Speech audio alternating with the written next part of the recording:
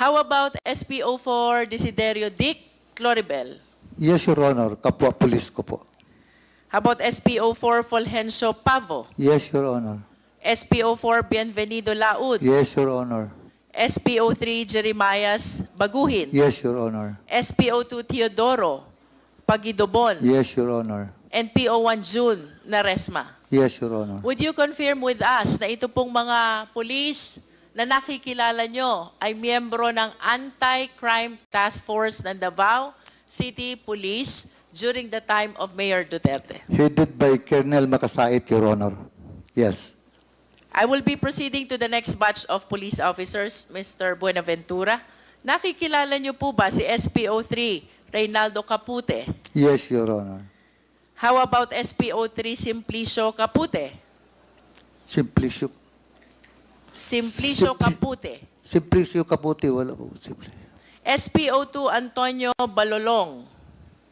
Yes, Your Honor. SPO1 Jim Tan. Yes, Your Honor. SPO1 Ben Furog.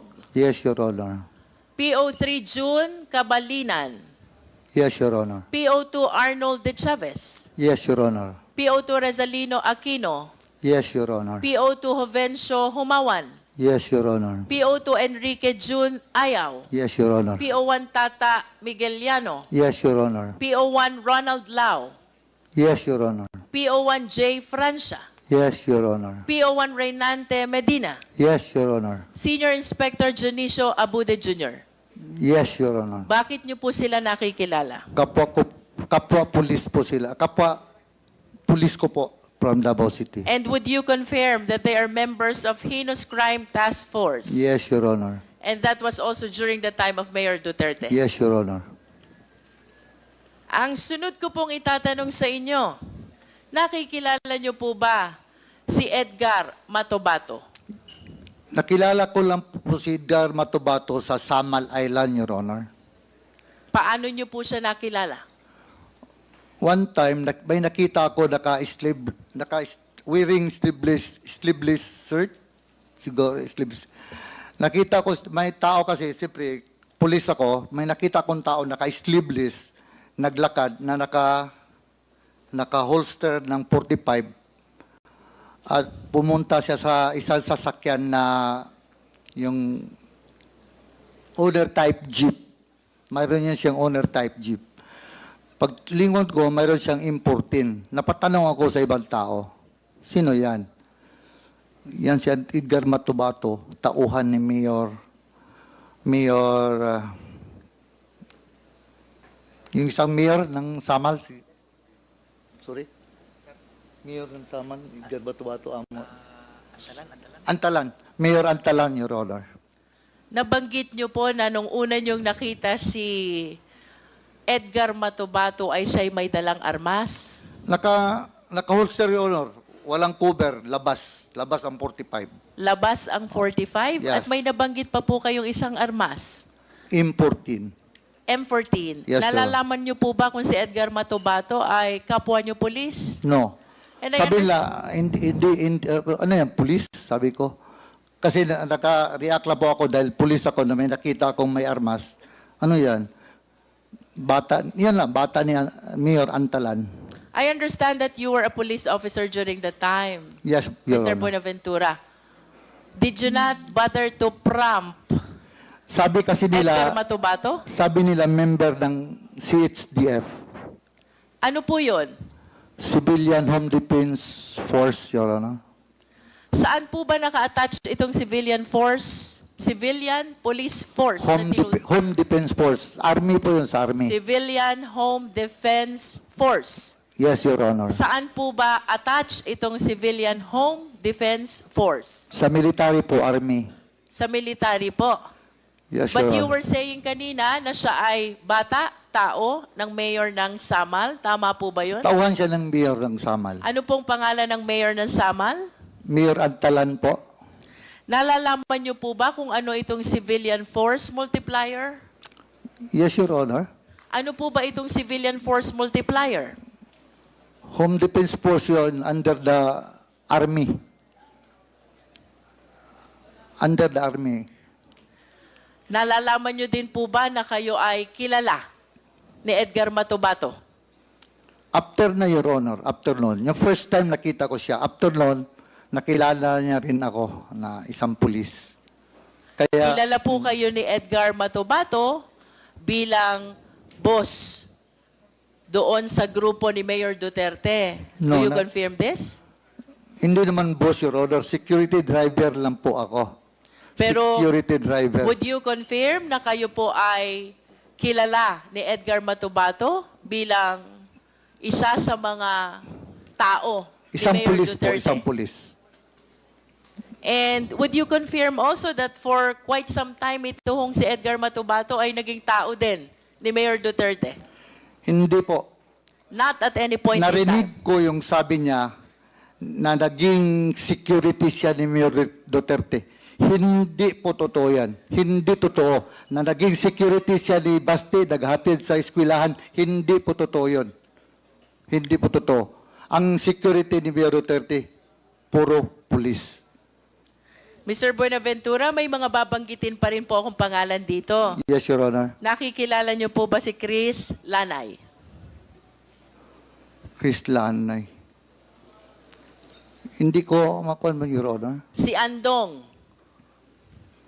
Hindi ko kilala, Your Honor. Si Jopet? Hindi, Your Honor. Si Alvin Laod? Pulis din yun, Your Honor. Alias Boboy Maldito? Hindi, Your Honor.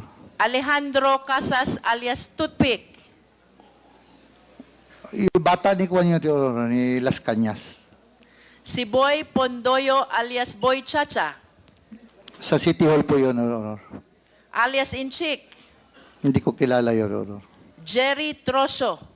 City Hall po, Your Honor.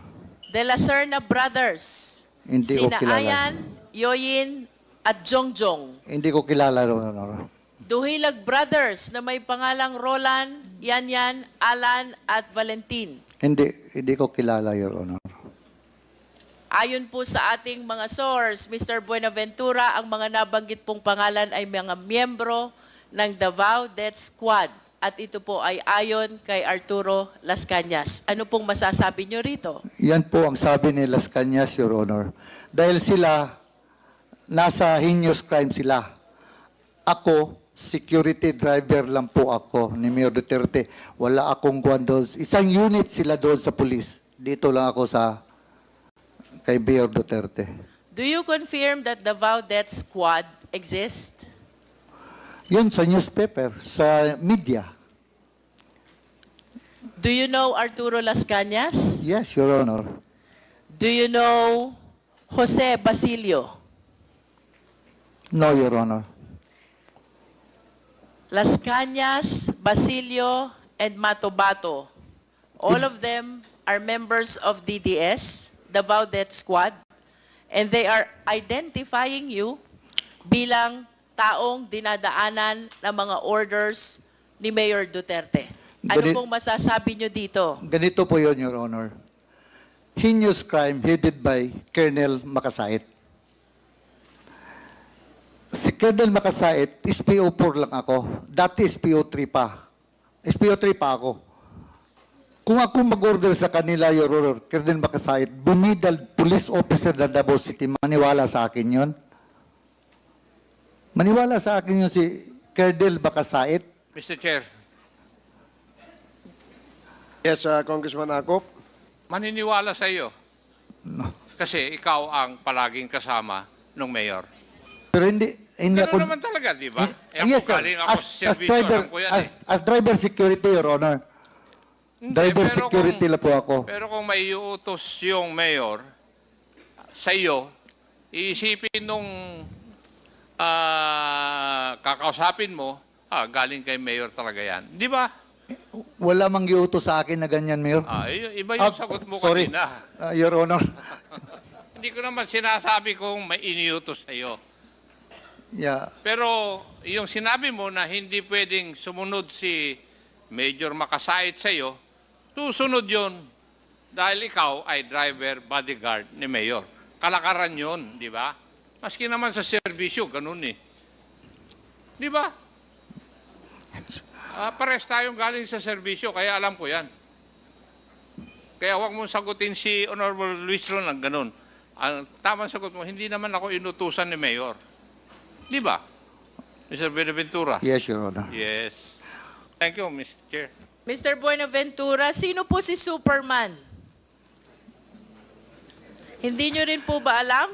Yun ang call sign ni Mayor. Doon may radyo pa kami, Superman. At least you confirm Yes, Your Honor. that Superman is Mayor Duterte. Yun ang call sign niya sa radio. Yes, and he is actually called Superman by DDS. Do you confirm that? I do not know, ma'am. I do not know. Hindi Sa niyo amin po lang yun, alam? ma'am, sa radio. Sa radio, ma'am. Yan ang call sign niya sa radio. Sa amin yun. Everybody in DDS call Mayor Duterte as Superman. Sino pong DDS, ma'am? Mr. Buenaventura, Yes, Your Honor.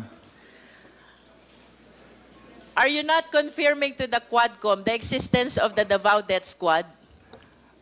Narinig ko lang yan, ma'am, dahil ang nagbigay ng pangalan yan is media. Did you watch the Senate investigation where the President appeared? Yes, Your Honor. And did you watch him confirm that there is Davao Death Squad? Siya po, Your Honor. Yes, Siya po ang may did sabi. did you watch him confirm? Yes. Napanood niyo po ba yon? Yes. And napanood niyo din po bang sinabi niya na si Senator Bato ay kasama doon sa Davao Death Squad? Narinig ko po, Your Honor. And of course, you've heard already that